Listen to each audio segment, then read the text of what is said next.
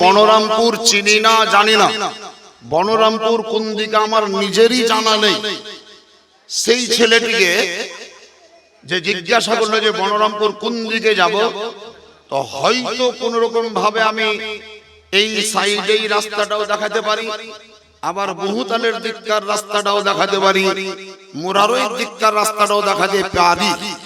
যদি in case আমি বহুতালের সাইডের রাস্তাটাকে দেখিয়ে দিই যে এইদিকে বনরামপুর চলে যাও, তাহলে বলুন ওই ছেলেটা বিপদে পড়বে না পড়বে না? জোরে বলেন, পড়বে না? তাহলে ওকে ওই পথটা দেখিয়ে দেওয়া আমার কি উচিত হলো? উচিত হলো না। কেন? আমি নিজেই জানি না যে বনরামপুর কোন দিকে, তারপরেও আমি তাকে বনরামপুরের রাস্তা দেখালাম, যার জন্য ছেলেটা বিপদগামী হলো, বিপদগ্রস্ত হলো, বিপদে পড়ে গেল। এবারে হয়তো বস্তুমডাঙ্গা পেরিয়ে বহুতাল ঢুকবে, তখন গিয়ে জিজ্ঞাসা করবে যে বনরামপুর কোন দিকে, তারপর বোকা কতিকার এদিকে বনরামপুর নাই, আবার ঘুরে যাও, আবার ঘুরে যাও, আবার ওকে ঘুরে আসতে হবে। তা আমার বনরামপুর চিহ্না নেই, তারপরেও আমি বনরামপুরের রাস্তা দেখিয়ে দিলাম, এটা হচ্ছে আমার বোকামি। ওর বোকামি নয়, ও তো চলে গিয়েছে, আমার বোকামি। আজকে বর্তমানে অনেক লোকের জানা নেই যে সবে বারাতে হালুয়া রুটি করতে হয় না, হয় না, জানা নেই, তারপরেও বলছে করতে হয় না। অনেক আলফাল কথা বলে মানুষকে ধোঁকা দেওয়ার চেষ্টা করে। এক কথায় যেটা জানে না তার উপরেও সে ফতুয়াবাজি করে, কিন্তু যখন ওকে জিজ্ঞাসা করা হয় তখন নেগুর গুটিয়ে পালিয়ে যায়। জানেন,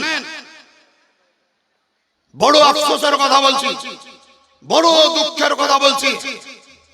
বেশি দূরে নয়, মাত্র কালিয়াচক এলাকায়, কালিয়াচকে স্টেজে এক বক্তা বক্তব্য রাখলো। ওকে একটা কাগজে কেউ চিটকুট দিয়েছে যে ওলি আউলিয়াদেরকে শ্রদ্ধা করতে হবে না, হবে না। এক কথায় পীর মানা চলবে না, চলবে না। তো এই ভদ্রলোক স্টেজে এই মাইক ধরে বলছে, ঘোড়ার ডিম শুনেছেন? ঘোড়ার ডিম উবুলছে ওদেরকে। ঘোড়ার ডিম শুনেছেন? তো যে হুঁ শুনেছি। তো যে ঘোড়ার ডিম যেমন শুনেছেন, কিন্তু বাস্তবে ঘোড়ার ডিম নাই, ঠিক তেমন পীর শুনেছেন, বাস্তবে কোনো পীর নাই। মানে ঘোড়ার ডিম যেমন নাই দুনিয়াতে, তো পীর ওলি আউলিয়াও নাই দুনিয়াতে। আচ্ছা বলেন তো, জেনে বললেন না না জেনে বললেন? জোরে বলবেন না? ও জেনে বলছে না না জেনে বলছে? কথাটা ও না জেনে বলছে, তাহলে ওর গলা টিপতে হবে না, হবে না? ও থোতনা চুটতে হবে না, হবে না? কিন্তু আমরা পাবলিক লাই এর লিগে মারতে পারি না। যদি মুনিশ কাটা লোক হইতাম, ওই সময় তোর কান সভা চুড়ি দিতাম। ওকে তিন চারটা লোক ধরে নিলে দাঁড়ান। ঘোড়ার ডিম যেমন নাই দুনিয়াতে, ওলিও নাই দুনিয়াতে, আপনাকে প্রমাণ করতে হবে। জালসার কমিটির লোকেরা অনুরোধ করলো যে ভাই জালসাটাকে বরবাদ করিও না, জালসার শেষেও বসি দলিল দেখাই দেবে। ও বলে যে হুঁ দেখাবো, ঠিক আছে দেখান। জালসা শেষ হইলো, এবার ঘরে গেল, খাওয়া দাওয়া করি, ও 8 ঘন্টা পরে এসেন, দেখছি দোয়ান নাই, গাড়ি নিয়ে বাড়ি বাড়াচ্ছে। আচ্ছা বলেন তো, বদমাইশ হলো না? মানুষকে ধোকায় ফেললে না, মানুষকে ধাঁধায় ফেললে না? এইরকম জিনিস কিছু আছে। আমি বনরামপুর চিনি না, সেখানে আমার উচিত যে ভাই আমি চিনি না, ওই জায়গাতে বলা উচিত চলে যাওয়া, এই বিষয়ে আমার জ্ঞান নাই, পীর মানতে হবে না, হবে না, এই বিষয়ে আমার জানা নেই, আমার জ্ঞান নাই। তাহলে যেখানে জ্ঞান তোমার নেই, সেখানে তুমি ফতুয়াবাজি করতে গেলা। এইরকম ফতুয়াবাজি করা লোক পৃথিবীতে বহুত পাবেন। এর জন্য আল্লাহ পাক বলেন, ফাসআলু আহলা যিকরি ইন কুনতুম লা তা'লামুন। হে মানব সম্প্রদায়, তোমরা জ্ঞান অর্জন করো তাদের নিকট থেকে যারা জ্ঞানী, যারা আলিমে দ্বীন, পরহেজগার, নেককার, যাদের আল্লাহকে ভয় আছে। আল্লাহকে ভয়, এদিকে ধ্যান দেন, আল্লাহকে ভয় যদি না থাকে তাহলে মেলা রকমের দুর্ঘটনা ঘটবে। একটা উদ্ধৃতি দিয়ে আপনাকে বুঝাচ্ছি। বলুন আপনারা, আমি ইমাম হিসাবে নামাজ পড়াচ্ছি, আমার যদি কেরাতে ভুল হয় আর পাবলিকে যদি ধরে নেয় যে আপনার ভুল হলো, কেরাত করছিলাম ভুল হলো, তাহলে জোরে বলবে আল্লাহু আকবার, মানে লোকমা দিবে, আর না হলে সূরাটা পড়ে আমাকে ধরিয়ে দিবে। তাহলে পাবলিকের দ্বারাই যদি আমার ভুলটা ধরা পড়ে, তো এই নামাজের ভিতরেই আমাকে একটু ছোট বলে মনে হবে, হবে না? হবে না? আমাকে ছোট বলি মনে হবে যে লোকটার কাছে আমি ধরা পড়ে গেলাম। এই তাই যাও দেখো কোরআনের গান লাগা দাও, ওদিকে যাও, খাটো খাটো খাটো যাও, দরবারে যাও, মাছাজিদের কাছে গেলাম, ওটা মুড়ি নিয়ে আসতে যাবো তো এই নিলাম। বলছিলাম আমি কেরাত করছিলাম, কেরাত করতে করতে যদি ভুল হয়ে যায় আর কারি সাহেব কিংবা মাওলানা আখলাকুল হুদা সাহেব বা মাওলানা জাকির সাহেব আপনাদের মধ্যে কেউ যদি আমার ওই ভুলটা ধরিয়ে দেন তাহলে আমি ধরে তো নিব। কিন্তু বর্তমান সমাজে এমন সিচুয়েশন যে মুক্তাদিদের মধ্যে একটা প্রভাব পড়বে যে আখলাকুল হুদাই বড় মৌলভী, যে মরজেম মৌলভী নামাজ পড়েছে ছোট মৌলভী, না হলে আর ভুল ধরলে গেলে এটা আমাদের ব্রেনে চলে আসবে।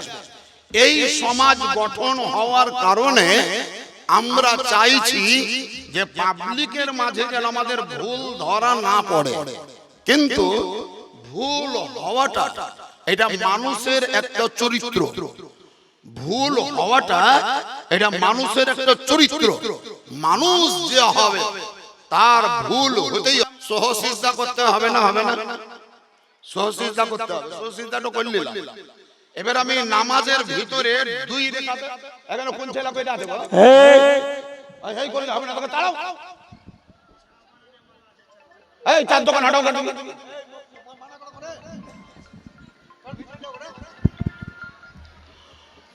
ধ্যান দিয়ে কথা শুনে, সব কথা সব দিন শুনতে পাবেন না। আমার কেরাত শুনতে পাচ্ছিলেন, ভুল করলাম ঠিক করে দিলেন, আমি সহসিজদা করে নিলাম। এবার আমি 2 রাকাতে বসে গেলাম ইমাম হিসাবে, আপনারাও বসে গিয়েছেন। আত্তাহিয়াতু লিল্লাহি ওয়াস সালাওয়াতু ওয়াত তাইয়্যিবাতু আসসালামু আলাইকা আইয়ুহান নবী, এরকম পড়তে পড়তে গোটা আত্তাহিয়াত পড়ে নিলাম। 4 রাকাতের নিয়ত করেছিলাম, তাহলে আত্তাহিয়াত শেষ করে আমাকে খাড়ো হতে হবে না, হবে না? খাড়ো হতে হবে, কিন্তু খাড়ো না হয়ে আল্লাহুম্মা সাল্লি আলা মুহাম্মাদিন ওয়া আলা আলি মুহাম্মাদ এতদূর পর্যন্ত আমি পড়ে নিয়েছি। আপনারা কেউ জানতে পারেন না, আমি আস্তে আস্তে পড়ছি, মানে কেউ জানতে পারবেন? জানতে পারবেন না। আল্লাহুম্মা সাল্লি আলা মুহাম্মাদ ওয়া আলা আলি মুহাম্মাদ এতদূর পর্যন্ত পড়ে নিয়েছি। দিয়ে আমার মনে পড়ছে যে দেখ এই তো ভুল হয়ে গেছে, আমি তো 2 রাকাত পড়লাম, আর 2 রাকাত করতে হবে, আমাকে খাড়ো হতে হয়তো আত্তাহিয়াত পড়া শেষ করেই কিন্তু আমি দরুদ পড়তে শুরু করে দিয়েছি। আমি এবার আল্লাহু আকবার বলে উঠে দাঁড়িয়ে গেলাম। আপনারা কেউ কি আমার ভুল ধরতে পারলেন? আমি যদি সহসিজদা না করি তাহলে কেউ ধরতে পারবে? আমি সহসিজদা না করলে কাউরির বাপের ক্ষমতা নাই যে আমার ভুল ধরে দিতে পারে। কিন্তু বলুন আমি ভুল করেছি না করিনি? ভুল করেছি না করিনি? এই ভুল করার জন্য আমাকে সহসিজদা করতে হবে না, হবে না? হবে না? তাহলে কোন মৌলবি সহসিজদা করবে? ওই মৌলবি করবে যে মৌলবির ভিতরে আল্লাহর ভয় থাকবে। বুঝতে পারলেন না বোধহয় কথাটা? যে মৌলবির ভিতরে আল্লাহর ভয় থাকবে সেই মৌলবি সহসিজদা করবে।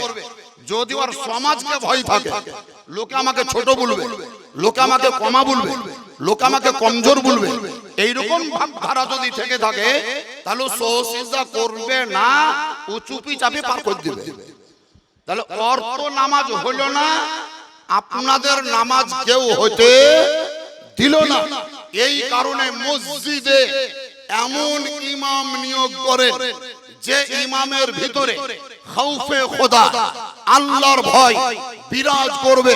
তার কারণ নামাজ সবটা ওপেন হয় না, কিছু গুপ্তও হয়, কিছু আপনার ভিতরেও হয়।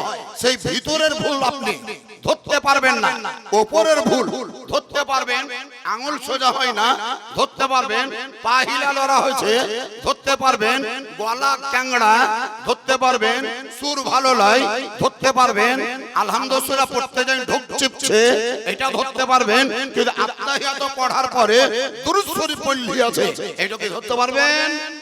ওই জায়গাতে সহসিজদা লাগবে। কোন মৌলবি করবে? যার ভিতরে খোদার ভয় থাকবে। ঠিক তেমনি কোন বক্তা ভয় যদি আল্লাহর অন্তরে থাকে, আল্লাহর ভয় যদি অন্তরে থাকে, তাহলে তার মুখ থেকে আলফাল কথা বাহির হবে না। ওই কথাই বার হবে যেই কথাতে আল্লাহ খুশি হবে, যে কথাতে নবী সন্তুষ্ট হবে। আপনারাই বলেন মোবাইলের দ্বারাই, ইউটিউবে, ফেসবুকে, অনলাইনে কোন বক্তার কাছ থেকে শুনতে পেয়েছেন মনে হয়? আপনারা হয়তো অনেকেই শুনেছেন, এই কিছুদিন আগে শবে বারাত গেল, কোন একজন বা কয়েকজন বলছে জাহান্নামে যাওয়ার জন্য অন্য কোনো কাজ না করলেও চলবে, সবরাতের শুধু 2টা রোজা করলেই জাহান্নাম গ্যারান্টি। শুনেছেন না শুনেননি? কেউ কেউ বলেছে শুনেছেন, কেউ না কেউ শুনেছে। তার মানে কি বুঝলেন? মনে হচ্ছে যেন জাহান্নাম ওর বাপ চাচা আলাদা গড়াই ঠিক আছে, ওই জাহান্নাম আপনাকে ভয় ভয়। এটা তো খুব কম কথা হলো।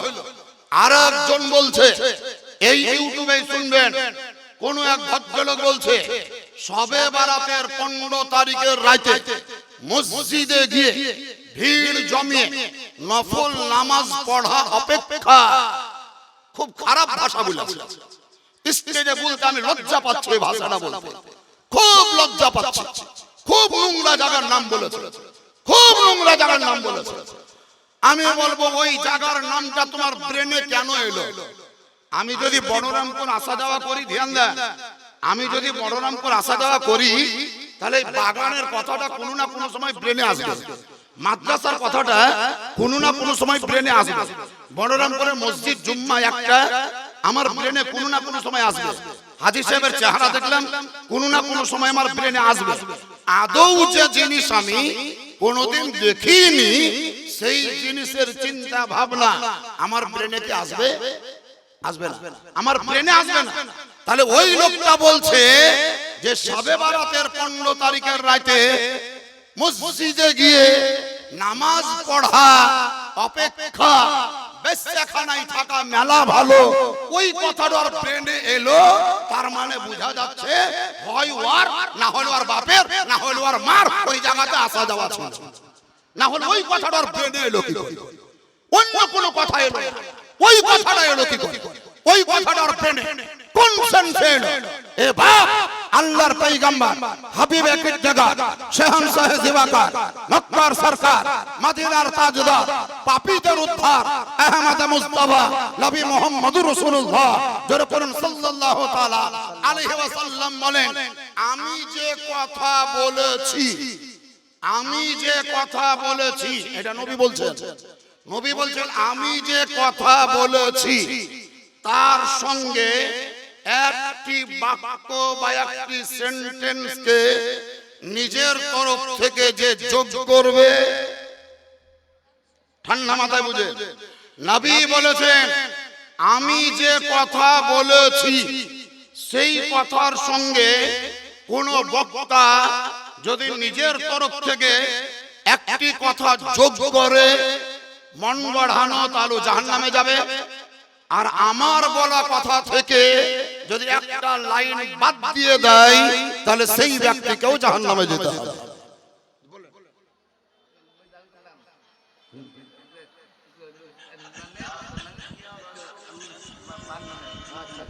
ঠিক আছে, আপনি যেমন বললেন যে একটু দোয়া করিয়েন, তো আরেক চাচা এসেছিল 500 টাকা দিয়েছে, যদি একটা মেয়ে মারা গেছে একটু দোয়া করিয়ে দেন, মেয়েটার নাম হলো রোজেহা, রোজেহা বলে গেছে, ওটা ব্রেনে আছে আমার, অন্তর দোয়া করছে, ঠিক আছে দোয়া করতে হবে। কি বলছিলাম? নবী বলেছেন আমি যে কথা বলেছি সেই কথার সঙ্গে নিজের তরফ থেকে একটি কথা যোগ করলেও তোমাকে জাহান্নামে যেতে হবে, আর আমার বলা কথা থেকে একটাকে মাইনাস করলেও তোমাকে জাহান্নামে যেতে হবে। যার জন্য স্টেজটা বড় জিম্মেদার স্টেজ, ওই কথাই বলতে হবে যে কথা আমার নবী বলেছেন, যেটা নবী বলেননি সেই কথা আমার বলা মোটেই চলবে না, মোটেই চলবে না, মোটেই চলবে না। কোরআন শরীফ খোলেন, কোরআন শরীফ উঠিয়ে দেখবেন। কোরআন শরীফ আপনারা অনেকে পড়তে জানেন কিন্তু তরজমা জানেন না, মাখরাজ জানেন না, সিফাত জানেন না। কোরআন শরীফ পড়ার মধ্যে দুটো ভুল হয়, দুই রকমের ভুল। একটা ভুল আপনার যেটা ভুল হয় সেই ভুলকে বলে লাহান, আরবি ভাষায় বলে লেহান, লেহান মানে ভুল। আর এই ভুল হলো দুই ভাগে বিভক্ত, এক ভুল হচ্ছে লেহানে জালি, আর একটা ভুল হলো লেহানে খাফি। লেহানে খাফি মানে হালকা ভুল, যাতে তর্জমার রদবদল হয় না, এইরকম যদি ভুল হয় তাহলে ওই ভুলে নামাজ হয়ে যাবে। আর একটা হচ্ছে লেহানে জালি, যেই ভুলটা করলে একটা বাক্যের তর্জমার পরিবর্তন হয়ে যাবে, তর্জমা হেরফের হয়ে যাবে, সেই ভুল যদি কোনো ইমামের দ্বারাই হয় তাহলে নামাজটাই বাদ হয়ে যাবে, নামাজটাই বাদ হয়ে যাবে। এখন আপনাদের গ্রামে মসজিদ, ইমাম খুঁজতে লাগলেন, তো জাকির মাওলানাকে যদি নিচ্ছি তাহলে 12,000 টাকা বেতন লাগবে, এনামুল সাহেবকে যদি নিচ্ছি তাহলে 15,000 টাকা বেতন চাইবে, মাওলানা মুআজ্জম সাহেবকে যদি ডাকছি তাহলে হয়তো 20,000 বেতন চাইবে। আর আমাদের অল্প ঘরের বস্তি, 100টা ঘর মিলে মসজিদ করেছি আমরা, জমি জায়গা করছি ওটা আলাদা জিনিস, ছেলে মেয়েকে প্রাইভেট পড়াচ্ছি ওটা আলাদা জিনিস, কিন্তু মসজিদের মৌলবীর বেতন আমরা 5,000-এর বেশি পারবো না, এই দিব মৌলবী ঢোড়ো। গোটা এরিয়া হুলিয়া করে মৌলবী খুঁজতে খুঁজতে কোন মৌলবী পেলেন যে মৌলবীর মধ্যে কেরাত করারই ঢং নাই, ও মৌলবী মৌলবী নয়, কিন্তু মসজিদে ইমামতি করছে মানে ওকে আপনারা ওস্তাজি বলেন, মৌলবী বলেন। আকসার ওই ইমামের তো নিজের নামাজ হয় না, তারপরে যাদেরকে নামাজ পড়ায় তাহাদেরও নামাজ হয় না। সবচাইতে বেশি গুরুত্বপূর্ণ বিষয় যেটা নামাজ, এই নামাজটা হচ্ছে আল্লাহর ইবাদত। আপনি ব্লকে ধ্যান দিয়ে বুঝেন, আপনি ব্লকে একটা দরখাস্ত লিখবেন, দরখাস্ত লেখার জন্য ভালো লোক খুঁজে বেড়াচ্ছেন, যার ভাষা ভালো ওর কাছে লেখো, যার তাহরির ভালো ওকে লেখা করাও, যে লিখতে ভালো পারে ওকে দিয়ে লেখা করাও, যার পদ ভালো ওকে দিয়ে লেখা করাও। ভিডিওর কাছে দরখাস্ত যাবে, চারহাবাকা যেন লেখা না হয়, অপরিষ্কার যেন লেখা না হয়, সুন্দর যাহাতে লেখা হয়। আপনি ভালো লোক খুঁজে বেড়ালেন দরখাস্ত লেখার জন্য, ভিডিওকে দরখাস্ত করবেন তার জন্য ভালো লোক খুঁজলেন, আর মসজিদে গিয়ে নামাজ পড়বেন আপনি কমা সমা ওই 5,000 টাকার মৌলবি ঢুড়ি বাড়ালেন। আফসোস তো আমাদের সমাজের ওই জায়গা, দুঃখ তো ওই জায়গা, টেনশন তো ওই জায়গা। আপনি ওই জায়গাতে গরিব সাজেন ইমাম চয়ন করার ক্ষেত্রে। যাই হোক বাবাজিরা, আল্লাহ রাব্বে কায়নাত আমাদের নবীকে দুনিয়াতে পাঠিয়েছেন কোন টাইমে, কোন মুহূর্তে, কোন সময়, কোন পরিস্থিতিতে, এটা আপনাদের জানা আছে। এমন একটা টাইমে নবী এসেছিলেন দুনিয়ায়, যেই টাইমে মক্কাতুল মুকাররমা সহ গোটা বিশ্বে নির্যাতন, নিপীড়ন, অত্যাচার, জুলুম, ধাপ্পাবাজি, দাগাবাজি, মালমার, বাটপার, জেনাখোর, জেনাকারী, চুগলখোর, ঘুষখোর, এইরকম লোকের দ্বারাতেই পৃথিবী ভর্তি ছিল। এমনকি মা বোনদের প্রতি নির্যাতন করত, নিজের জিন্দা বিটিদেরকে কবরে দাফন করে দিত। কি নাম? খালা বেনামি, ঠিক আছে তো বেনামি যদি হয়তো 1,500 টাকা দিয়ে নাম বলে নেবে না। বলছিলাম এমন এক টাইমে নবী এসেছিলেন যেই টাইমে মক্কাতুল মুকাররমায় শুধু নির্যাতন হি নির্যাতন, অন্যায় ছাড়া নাই ছিল না। সেই যুগে, সেই পিরিয়ডে আমার নবীর আগমন ঘটল।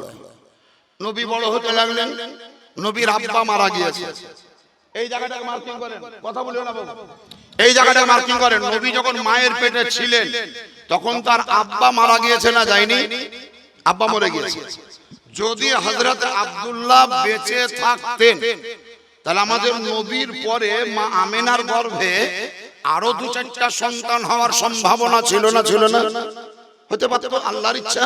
কিন্তু আল্লাহর মহিমা দেখে, নবী মুহাম্মদ যখন মার পেটে তখন আল্লাহর হুকুম হলো আব্দুল্লাহর ইন্তেকাল। কেন? আল্লাহর হিকমত। আপনারা বুঝতে পারবেন না সব কথা, আল্লাহর হিকমত দেখে। হযরত আব্দুল্লাহকে যদি আল্লাহ জিন্দা রাখতেন তাহলে হয়তো মা আমিনার পেট থেকে একটা বিটি হতো অথবা একটা বেটা হতো। তাহলে যে বিটি, যে বেটা দুনিয়াতে আসতো, সেই বেটা, সেই বিটি আমাদের নবীকে ভাই বলে সম্বোধন করতো না? করতো না? বুঝতে পারলেন না কথাটা? বিটি হলেও ভাই বলতো আর বেটা হলেও ভাই বলতো। আল্লাহর কুদরত, আল্লাহর হিকমত।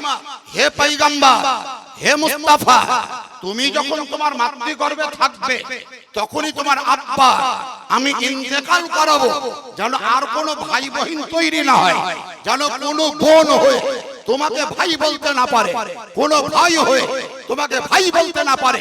এক কথাই বিশ্বের মানুষ তোমাকে নবী বলবে, ইয়া নবী বলবে, ইয়া রাসূলুল্লাহ বলবে, ইয়া হাবিবাল্লাহ বলবে, ইয়া কাসিমার রিজকিল্লাহ বলবে। আর যারা ভাই বলবে তাহারাই আমার কাছে আসামি বলে ধরা পড়বে। আমি তোমাকে ভাই বলার সুযোগই দিব না। ভাই বলার দরজা বন্ধ, ভাই বলা নিষেধ, নবীকে ভাই বলা চলবে না। কিন্তু এখনো দুনিয়াতে সমাজে নবীকে বড় ভাই বলার মতো লোক আছে না নাই? বলেন ওরা ভুল করছে না ঠিক করছে? আল্লাহ তো দরজা বন্ধ করে দিয়েছে, তুমি কোন সাহসে নবীকে ভাই বলছো? হ্যাঁ, আল্লাহ কি পারতো না আব্দুল্লাহকে জিন্দা রেখে আরো 2-4টা বেটা বিটি দিতে? খুব পারতো, কিন্তু বেটা বিটি দরজা বন্ধ। নবীকে যেন কেউ ভাই না বলে, ভাই বলা বন্ধ। নবীকে নবী বলো, নবীকে রাসূল বলো। আরেকটা জিনিস শুনেন, আরেকটা জিনিস এটা আমি বুঝাতে যাচ্ছি। আল্লাহর পয়গম্বর হাবিবে কিদ্দেগা শাহনশাহ জিবাকার মক্কার সরকার মদিনার তাজদার পাপীদের উদ্ধার নবী মুহাম্মদুর রাসূলুল্লাহ সাল্লাল্লাহু আলাইহি ওয়াসাল্লামের 3টা বেটা। কটা বেটা বললাম? কটা বেটা? 3টা। একটা বেটার নাম কাসিম, এরই জন্য নবীকে বলা হয় আবুল কাসিম। আরেকটা বেটার নাম হলো ইব্রাহিম। এই ইব্রাহিম যার নাম, সে কিন্তু হযরতে খাদিজার গর্ভের নয়, অন্য স্ত্রীর গর্ভের, কিন্তু নবীর বেটা তো বটে। নবীর বেটা ইব্রাহিম।